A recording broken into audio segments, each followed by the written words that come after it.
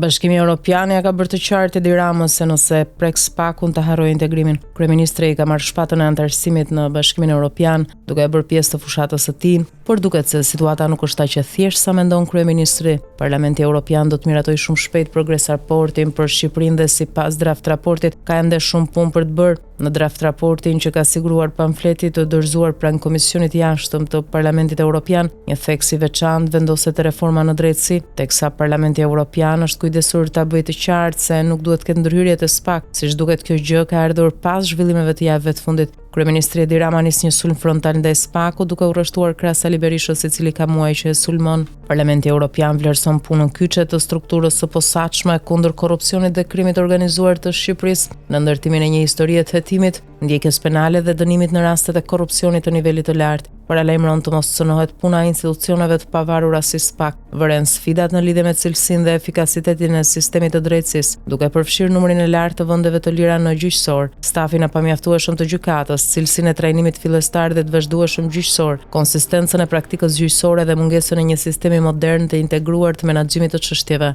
Vëren se alokimet buxhetore janë të pamjaftueshme, veçanërisht për komponentin e gjykatës, thekson ndër të tjera raporti.